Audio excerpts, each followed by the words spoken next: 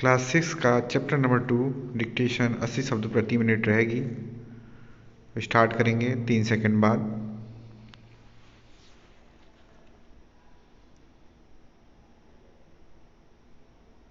Start. मैं तुम्हें अपने बचपन की ओर ले जाऊंगी। मैं तुमसे कुछ इतनी बड़ी हूँ कि तुम्हारी दादी भी हो सकती हूँ, तुम्हारी नानी भी, बड़ी बुआ भी, बड़ी मौसी भी। परिवार में मुझे सभी लोग जीजी कहकर ही पुकारते हैं। हाँ, मैं इन दिनों कुछ बड़ा बड़ा यानी उम्र में सयाना महसूस करने लगी हूँ। शायद इसलिए कि पिछली शताब्दी में पैदा हुई थी। मेरे पहनने ओढ़ने में भी काफ़ी बदलाव आए हैं। पहले मैं रंग बिरंगे कपड़े पहनती रही हूँ। नीला, जामुनी, ग्रे, काला, चॉकलेटी। अब मन कुछ ऐसा करता है कि सफ़ेद पहनो, गहरे नहीं, हल्के रंग। मैंने पिछले दशकों में तरह तरह की पोशाकें पहनी हैं। पहले फ्रॉक, फिर निकरवॉकर, स्कर्ट, लहंगे, गरारे और अब चूड़ीदार और घेरदार कुर्ते। बचपन के कुछ फ्रॉक तो मुझे अब तक याद हैं। हल्की नीली और पीली धारी वाला फ्रॉक, गोल कॉलर और बाजू पर भी गोल कफ। एक हल्के गुलाबी रंग का बारीक चुन्नटों वाला घेरदार फ्रॉक, नीचे गुलाबी रंग की फ्रिल। उन दिनों फ्रॉक के ऊपर की जेब में रुमाल और बालों में इतराते रंग बिरंगे रिबन का चलन था।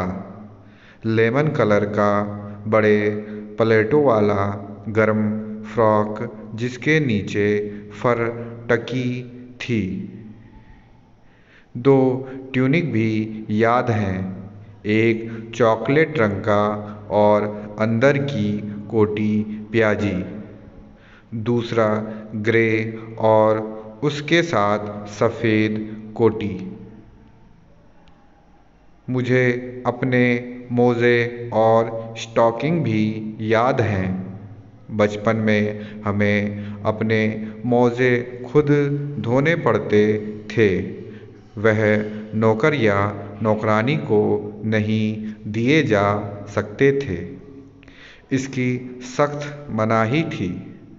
हम बच्चे इतवार की सुबह इसी में लगाते। धो लेने के बाद अपने अपने जूते पॉलिश करके चमकाते।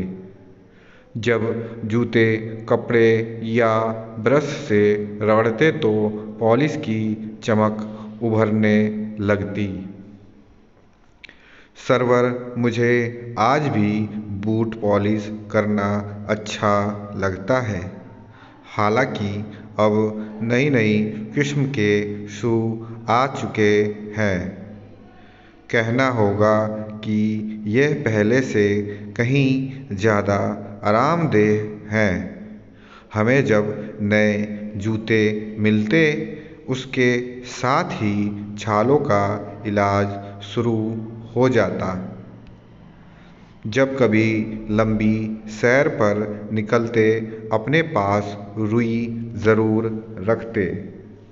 जूता लगा तो रुई मोजे के अंदर। हाँ, हमारे तुम्हारे बचपन में तो बहुत फ़र्क हो चुका है। हर शनिचर को हम ऑलिव ऑयल या कैस्टर ऑयल पीना पड़ता। यह एक मुश्किल काम था। शनिचर को सुबह से ही नाक में इसकी गंध आने लगती।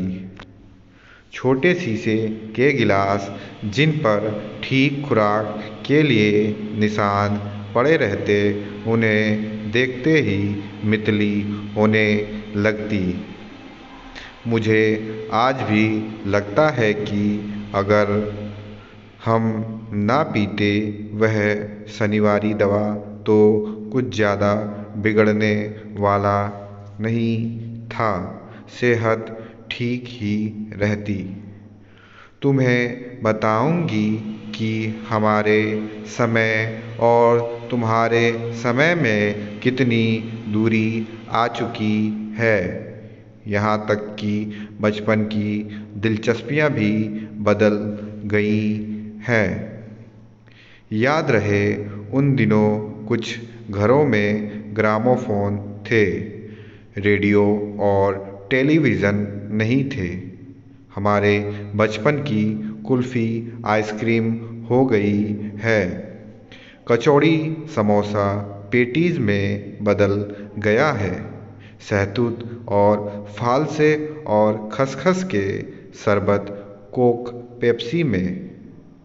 उन दिनों कोक नहीं, लेमनेड विमटो मिलती थी। शिमला और नई दिल्ली में बड़े हुए बच्चों को वेंगर्स और डेविक रेस्तरां की चॉकलेट और पेस्ट्री मज़ा देने वाली होती। हम भाई बहनों की ड्यूटी लगती शिमला मॉल से ब्राउन ब्रेड लाने की। हमारा घर मॉल से ज़्यादा दूर नहीं था, एक छोटी सी चढ़ाई और गिरजा मैदान पहुंच जाते। वहां से एक उतराई उतरते और मॉल पर कन्फेक्शनरी काउंटर पर तरह तरह की पेस्ट्री और चॉकलेट की खुशबू मन भावनी। हमें हफ्ते में एक बार चॉकलेट खरीदने की छूट थी। सबसे ज़्यादा मेरे पास ही चॉकलेट टॉफ़ी का स्टॉक रहता। मैं चॉकलेट लेकर खड़े खड़े कभी ना खाती, घर लौटकर साइड बोर्ड पर रख देती और रात के खाने के बाद बिस्तर में लेटकर मज़ा ले खाती।